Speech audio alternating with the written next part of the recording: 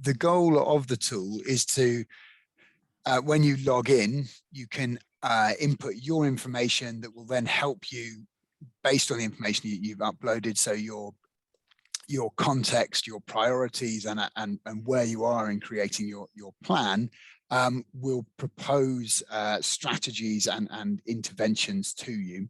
So you complete your input section, and you'll then be provided with a list of interventions prioritized against the information you've put in. And this will really, for each intervention, it highlights the co-benefits, so where it's providing, where that strategy will be providing support to other areas of the council's work, how easy it is to implement, the business case studies to really help you facilitate implementing that action. Once you've been through the tool, you can then export it into the OnePlanet action plan, into the OnePlanet platform. And there you'll get a view initially that looks a little bit like this, which again really highlights the co-benefits of the action. So what we have on the mind map view here is our overall goal of achieving net zero carbon, but our 4 co-benefits, we can see how the actions are clustered around the co-benefits and where they support that.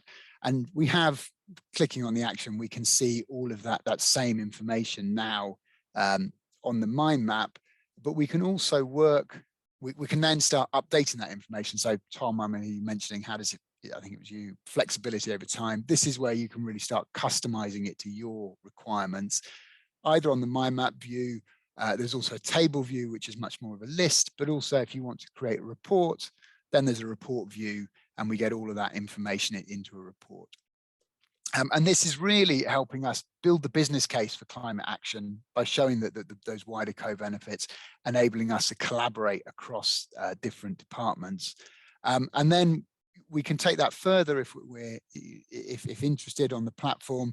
We can begin to look at how different strategies link to the climate strategy itself. We can start to map out those strategies in different ways. So this is an example of how we mapped out the joint health and well-being and transport strategy against the climate strategy, and seeing that all 3 of them have got actions around. So this says increase active travel, both in the health and well-being and in the climate strategy. So able to see where there's overlap, where there might be conflict, and then begin to really try and align and integrate plans.